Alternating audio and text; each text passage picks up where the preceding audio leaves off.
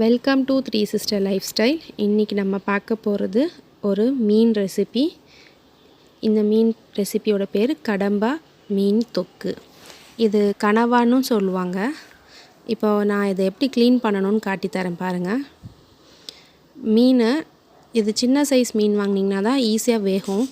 இதிலே பெரிய சைஸ் இருந்துச்சுன்னா அது நமக்கு சீக்கிரம் வேகாது. குக்கரில் போட்டால் கூட அது ரப்பர் மாதிரி தான் இருக்கும். இப்போ இதை எப்படி க்ளீன் பண்ணுறதுன்னு பாருங்கள். ஃபஸ்ட்டு அந்த தலையை பிடிச்சி இப்படி இழுத்துட்டிங்கன்னா அது அப்படியே வந்துடும். லைட்டாக ஒரு சின்னதாக ஒரு கட் கொடுத்துக்கோங்க.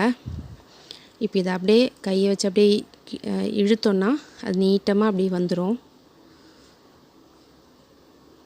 இப்போ உள்ளே இருக்கிற அந்த ஜெல்லி டைப் இருக்கிறது, இந்த மாதிரி ஒரு அட்டை மாதிரி ஒன்று இருக்கும், இதெல்லாத்தையுமே எடுத்துருங்க. இதெல்லாமே இந்த குடல் பகுதி எல்லாமே எடுத்துருங்க. இதை க்ளீன் பண்ணுறது தான் மெயின் விஷயமே. ஏன்னா இதில் ஒரு பிளாக் கலரில் ஒன்று வரும், அது கசப்பு தன்மை கொடுக்கக்கூடியது. இப்போ ஃபுல்லாக இதை எடுத்துடணும்.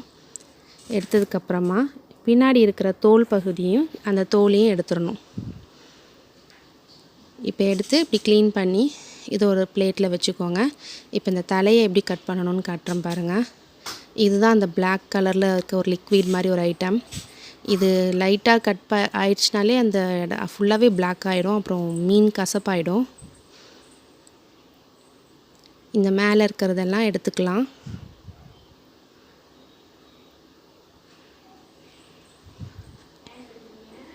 இது ரொம்ப ஈஸி தான் க்ளீன் பண்ணுறது. இது உடம்புக்கு ரொம்ப நல்லது கூட இந்த மீன். நிறைய பேர் இது வாங்க மாட்டாங்க, செய்ய மாட்டாங்க. ஏன்னா இது க்ளீன் பண்ண தெரியாதுன்றதுக்காகவே. இப்போது இது உள்ளே பார்த்திங்கன்னா ஒரு சின்னதாக ஒரு ஓடு மாதிரி ஒன்று இருக்கும். அந்த ஓடை எடுத்துடணும் தலையில். பார்த்திங்களா, அவ்வளோதான், க்ளீன் பண்ணியாச்சு. இப்போ இன்னொன்று பண்ணி காட்டுறேன் பாருங்கள். மேலே இருக்க அந்த தலையை இப்படி இழுத்தாலே அது வந்துடும்.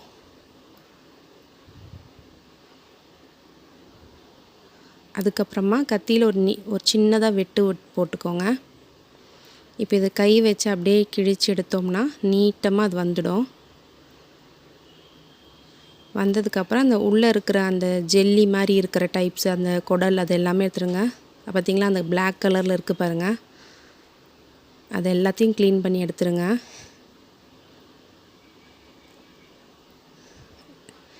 இப்போ அந்த தோல் அப்படியே இழுத்தோம்னாலே அப்படியே வந்துடும் அது. இவ்வளோ தான். இது ஈஸியாக நம்ம க்ளீன் பண்ணிடலாம். சில பேர் க்ளீன் பண்ணது தெரியாதுன்னே வாங்க மாட்டாங்க. இப்போ இதை எப்படி கட் பண்ணுறதுன்னு பாருங்கள். சும்மா அப்படியே எவ்வளோ உங்களுக்கு நீளம் வேணுமோ அந்த அளவுக்கு குட்டி குட்டியாக கட் பண்ணிக்கலாம். ரொம்ப குட்டியாக கட் பண்ண வேண்டாம். இப்படி அந்த அளவுக்கு போதும். இதில் தொக்கு பண்ணால் ரொம்ப நல்லாயிருக்கும். நான் இன்றைக்கி உங்களுக்கு இதை எப்படி பண்ணுறதுன்னு பண்ணி காட்டுறேன். இப்போ பார்த்திங்களா, கட் பண்ணியாச்சு. இது கழுவும் போது உப்பு கொஞ்சம் மஞ்சள் போட்டு நல்லா வாஷ் பண்ணிங்கன்னா அதில் இருக்க அந்த ஸ்மெல் எல்லாம் போயிடும். இப்போ பார்த்திங்கன்னா, இப்போ நம்ம நல்லா கழுவி இதை உப்பு மஞ்சள் போட்டு நல்லா கழுவிக்கலாம். இப்போ நான் உப்பு மஞ்சள் போட்டு கழுவி வச்சுருக்கேன்.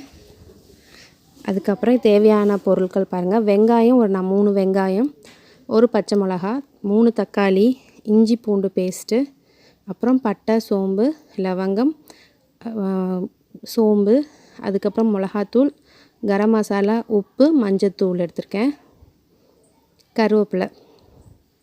இப்போ இதை எப்படி செய்கிறதுன்னு பாருங்கள். ஒரு கடாயில் நான் தேங்காய் எண்ணெய் ஊற்றிருக்கேன். ஒரு கடாயில் நான் தேங்காய் எண்ணெய் ஊற்றிருக்கேன். அதில் பட்டை, சோம்பு, லவங்கம், கருவேப்பிலை இதெல்லாம் போட்டிருக்கேன்.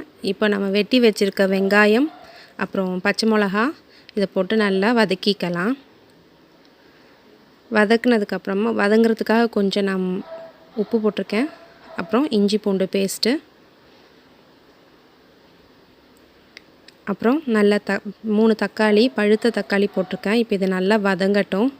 இப்போ நம்ம எடுத்து வச்சிருந்த மிளகாத்தூள் எல்லாமே நான் போட்டு ஒரு 25 மினிட்ஸ் இது நல்லா குக் பண்ணியிருக்கேன். இது நல்லா குக் ஆயிடுச்சு. இப்போ இது ரெடி டு சர்வ். எங்களோட சேனல் பிடிச்சிருந்தா like, share, comment and subscribe. Thanks to all.